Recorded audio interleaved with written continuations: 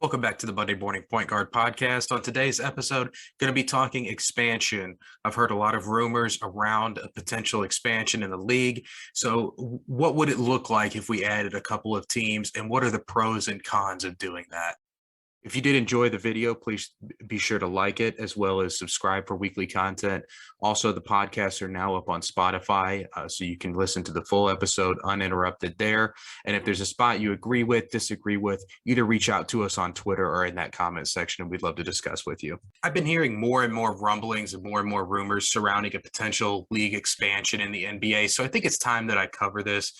And my bias aside, selfishly, as an NBA fan who's living in Kansas City, I'm all for an expansion. That's one of the sites I've seen discussed. I think it's still likely or more likely that teams get moved to Seattle and Las Vegas if they add any teams. But it's because you're taking off the two top expansion destinations off the board right away. If the league decides to further expand down the road, or teams like the Pelicans or Kings decide to relocate, then Kansas City is just that much higher on the list. So that's my piece. That's why I'm all for this. But is this going to make sense for the league? That's what we're going to try to determine here. But let's start with a little bit of history first. And I don't want to get off into the weeds with the entire messy history and convoluted history of expansion and relocation during the last 75 years of the NBA. But I think it's important to cover a little bit of it. Let's just look at the post-merger expansions to the league.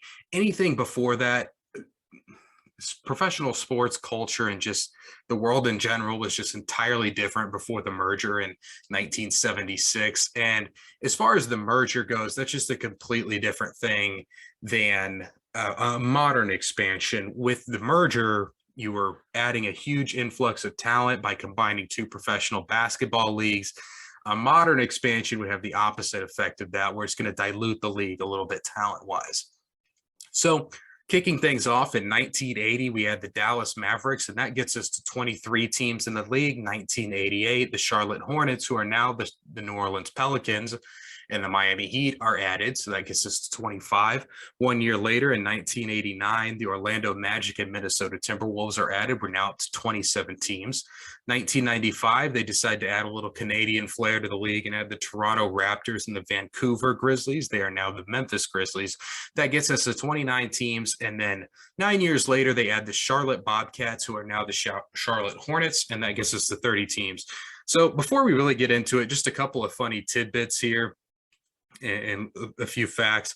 Obviously, we have the world's most confusing situation here where the Charlotte Hornets are now in New Orleans as the Pelicans, but the Hornets are also currently in Charlotte, but they were formerly the Bobcats, so they're not the Charlotte Hornets that were there in the 90s. They're a new Charlotte Hornets that's just there now.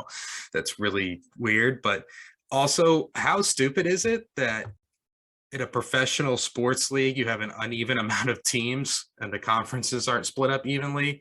So the NBA merges with the ABA in 1976, and we have an even amount of teams until 1980. So for 4 years, we have an even amount of teams. That made the league as the Mavericks by themselves, and we have an uneven amount of teams for the next 24 years.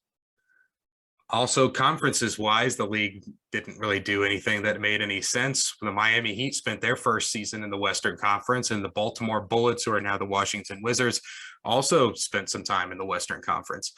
All of this to say, for the purposes of this podcast, I'm going to pitch a league of 32 teams because that makes the most sense to me. It makes the most sense to have the conferences remain with an equal amount of teams, and for the league to just have, if all the teams are playing on a night, then everybody should have someone to play. I think just in general, that makes a lot of sense for a professional sports league, but there's no guarantee that the NBA is going to do this. They might add 3 teams or 1 team or 5 teams just because their track record here isn't exactly stellar in terms of doing what makes sense. But I think it would either be 1 or 2 teams they would add. I don't think they would go too crazy here.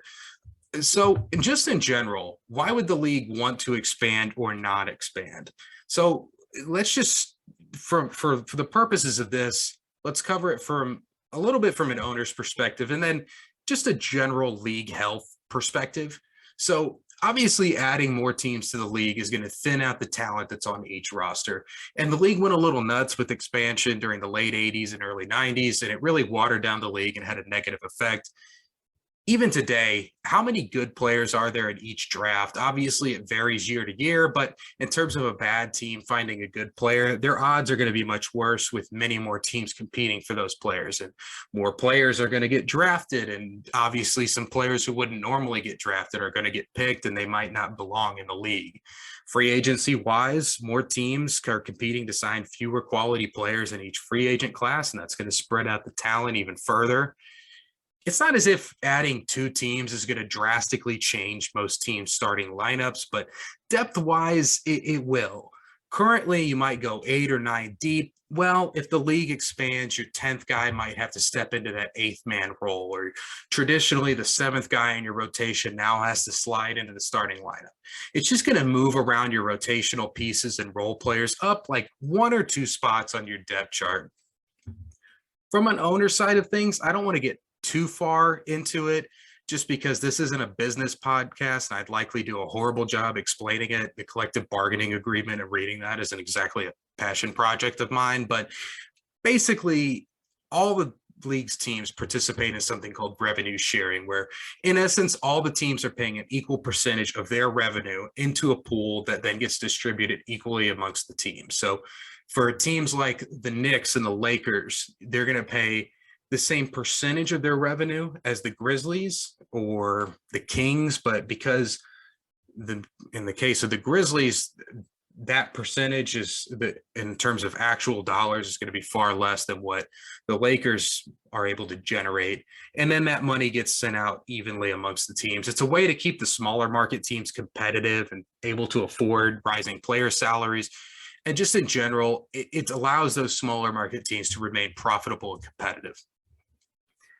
Obviously, dividing up the TV contracts and things like that is not ideal, but couple that with the expenses that are associated with starting a team, a new team just isn't likely to contribute to that pool since they are essentially starting a brand new business.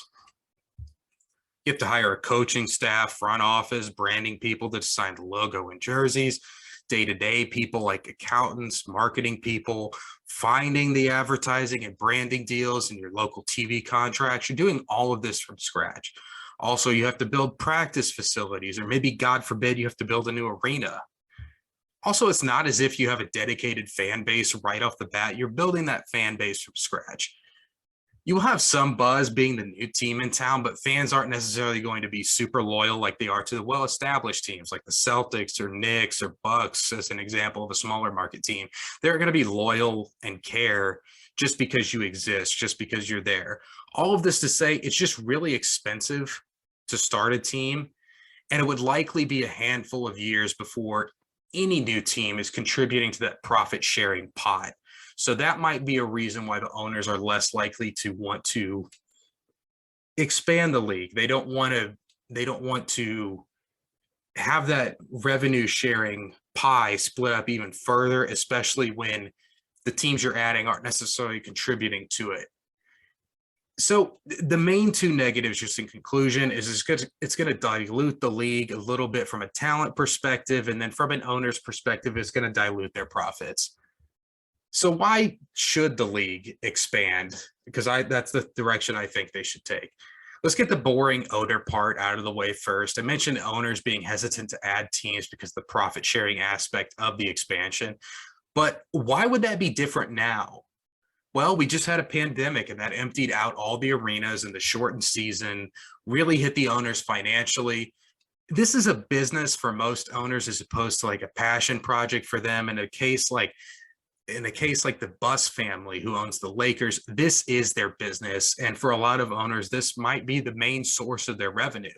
So when the league expands, there's an expansion fee that's paid by the owner of the new team, and that's paid to add their team to the league. It's going to be split evenly amongst the owners, the current owners.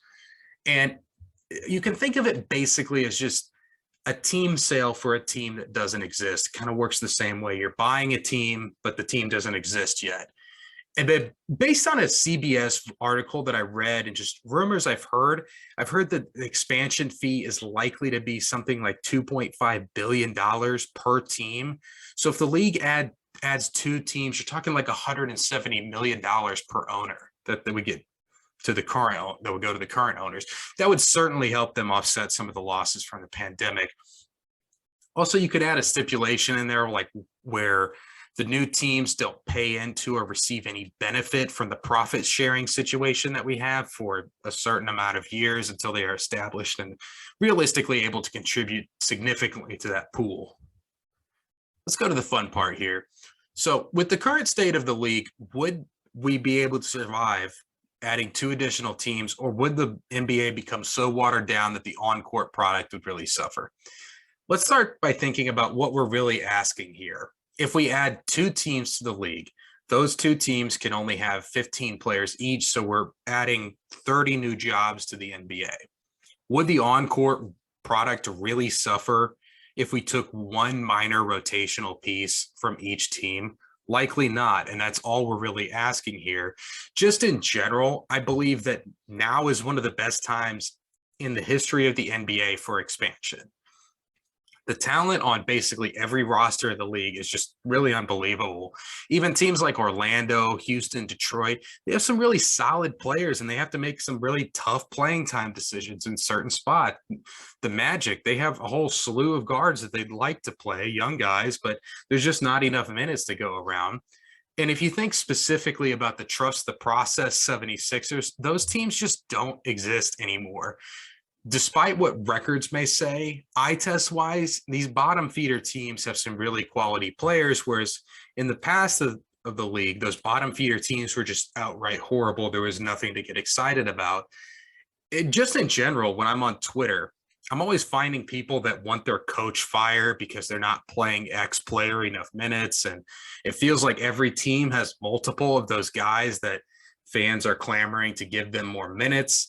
And there's just not enough minutes to go around. Also, let's think about the guys who were totally out of the league, who stepped in and were pretty solid during the COVID hardship contract things. So I found a Ringer article that was comparing the averages of in the per 36 minute category of the COVID hardship guys, and they pulled them all together and averaged them out and did the per 36 minutes, and it basically gave you Bruce Brown, who's a rotational piece on a playoff team. So there are guys outside of the league now who could be really contributing on a team if they were given the opportunity. And some of those standouts, we had Lance Stevenson, who's now full-time with the Pacers. He's shown that he has a lot more to offer to the league than just the novelty of him. Also, everyone loves Isaiah Thomas. He has some decent games for the Lakers, and maybe he could do something for the Hornets. In general, NBA fans would just love to see him back in the league, and there's just not really a roster spot for him on any teams. Stanley Johnson was a guy who was out of the league. He looks like a real player, and he's started some games for the Lakers this season, coming in as just a COVID hardship guy. Kyle Guy for the Heat, he was really solid. He earned himself a 2-way contract with the team. Bismack Biyombo for the Suns was really solid, and their comfort level with him is likely what made the Suns comfortable enough to move off of Jalen Smith. We aren't talking about franchise-changing players here with the COVID guys, but there's just a handful of guys who are either out of the league or in the G League who can play and contribute on an NBA roster. That's not even mentioning the guys who are already on the rosters who really stepped up either due to injuries or COVID. Probably the most prominent guy I can think of is Anthony Simons. He's a guy who, without the injuries or trades, would have likely been the 4th guard for this Blazers team. And it looks like he's potentially a future all-star in this league. Think about that. He's likely buried behind Norman Powell, CJ, Dame, and he's getting a few minutes here and there, but it's clear now that he could do so much more, and he can do so much more. The Bulls have Ayo Dosunmu. He's in a very similar situation. He's a rookie 2nd-round pick who was stuck behind a crowded backcourt in Chicago. He's earned his way onto the court due to some injuries and really stepping up and taking advantage of those opportunities.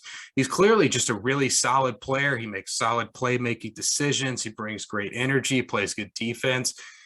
He's clearly a main rotational piece for a playoff team, if not even like a low quality starter, but he's going to end up being behind Alex Caruso and Lonzo Ball in that guard rotation.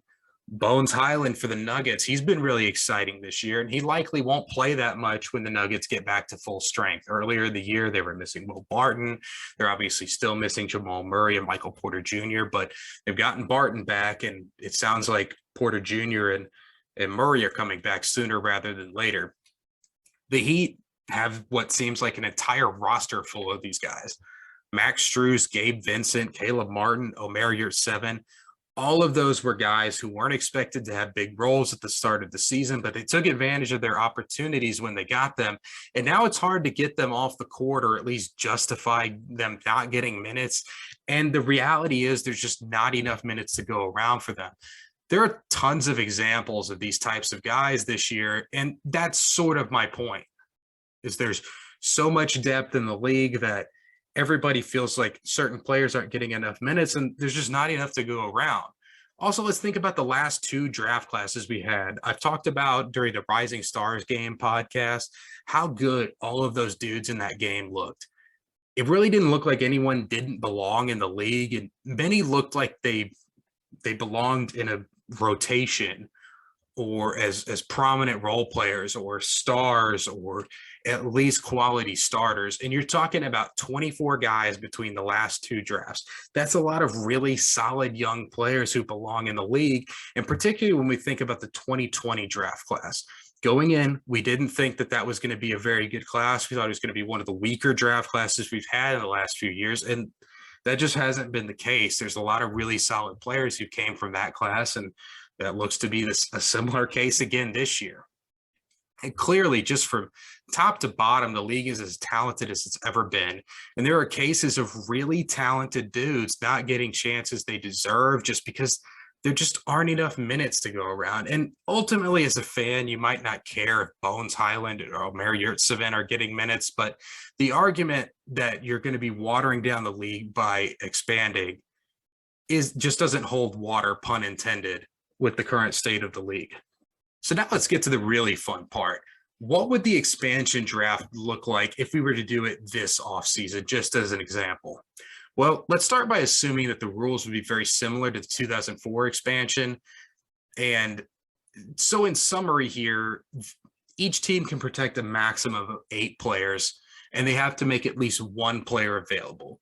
A team cannot make an unrestricted free agent available, but it looks like you can make a restricted free agent available, but they become unrestricted if they're selected by the expansion teams.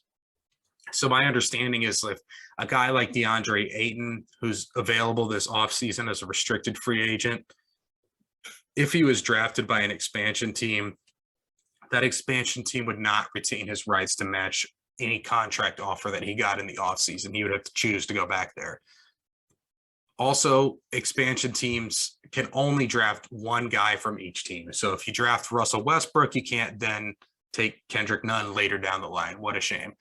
I couldn't find anything regarding team and player options, but I'm going to assume that those players would be considered under contract for this exercise, and that in the case of a team option, it would be up to that expansion team whether they wanted to exercise that, although I think the deadlines for team options come before that. But I think they would just take over that contract essentially. And same thing with the player option. Like if Russell Westbrook wanted to keep his $47 million and was drafted by the Seattle Supersonics in the expansion draft, he would have to sign on to play there basically to keep that player option. That would be my understanding or my assumption here. Also, the league, also the salary cap doesn't matter for an expansion team. They can take on as many bad contracts as they like. And while I can't imagine a team signing up for John Wall and Russell Westbrook $100 million of that, you could technically do that if you wanted. And for the sake of time, again, not going to go through and literally name off who each team would hypothetically be protecting or not be protecting in this hypothetical offseason expansion draft that we're having. But I'm just going to look at a few quality guys and kind of what we would expect an expansion team to look like at the end of the expansion draft. I think without question, Russell Westbrook and John Wall would be made available in the expansion draft just because of their contracts. Houston is just paying John Wall to sit at home, basically, and it doesn't look like he's going to be coming back to the team anytime soon. Have to imagine he's taking that option again for next year, and I think it's going to be tough for them to move him unless it's to the Lakers, and then the Rockets will be in the exact same situation with Russell Westbrook. Then, as far as for those two guys, from an expansion team's perspective, why would you want them at that number? You're getting a guy who can sell tickets, and it's not a long-term commitment for the Russell Westbrook and John Wall piece. Like if your first season was next season as an expansion team, those contracts would expire in the off season. And since you don't have a salary cap to worry about, you're not likely competing for anything. You just might want to get asses and seats. John Wall and Russell Westbrook aren't the worst ways to do that. For the Celtics, you might see a guy like Tice or Horford. They might be available because of their contracts. The Clippers have a whole slew of guys that they would likely want to keep. So they would have to give up one of Marcus Morris, Reggie Jackson, Nick Batum, Amir Coffey. We'll throw Zubac in there too. The Grizzlies would have to decide between Xavier Tillman, Conchar, Zaire Williams. They can only keep one of those. Also, Jarrett Culver would be there. He was a former high draft pick that really just hasn't gotten a chance to do much. The Hawks, they might want to let Gallinari walk just contract wise, but they could also let Jalen Johnson go instead. He was at one time was a really highly touted high school prospect that it just didn't pan out for him in college. He left the team early, and that kind of affected his draft stock. And obviously on a really deep Atlanta team, he hasn't gotten much of a chance. The Heat, they would be letting go Yurtseven, Gabe Vincent, Max Strus, or Duncan Robinson. They would have to let go one of those guys, and that's a really quality player there. The Knicks are likely going to want to move off of Nerlens Noel, Evan Fournier, Kemba Walker. They would have to give up one of those. I think all would have to be made available, but since you can only draft one, they'd only lose one. I think they would do that as opposed to losing any of the young guys. The Nuggets are going to have to throw in either Will the Thrill or JaMychal Green. And assuming the Pacers don't want to part with any of their young guys, they'd be looking at giving up Buddy Hield, TJ McConnell. The Pelicans are likely letting Kyra Lewis go, who's looked good in spurts, unless they're wanting to give up Larry Nance or Devontae Graham. And that's about it for the enticing guys. The rest are either on bad contracts or irrelevant or both. But also worth mentioning that the expansion teams are going to get a top 4 to 5 draft pick, maybe 6, somewhere in there. Anyway, a top pick to kind of get them started. Interesting to note, though, that the Bobcats ended up selecting second in their draft because they agreed to swap picks with the Clippers. If the Bobcats took Predrag Drobniak in the expansion draft, and they also sent a second-round pick to the Clippers, I really like the fact that you can bribe an expansion team to take or not take whoever you want. I think that's hilarious. So, like, if the Lakers were like, please take Russell Westbrook. We'd really like you to take Russell Westbrook. They can throw in like a second round pick or a pick swap or something to just that you can make trades like that in the expansion draft is kind of hilarious. And then I obviously, if we're splitting this expansion draft between two teams, it's going to look far worse than just one. But I still think you're putting together a fairly respectable bottom feeding team here. I mean, let's make no mistake. This whatever team, if you decide to draft these guys, whatever you put together, it's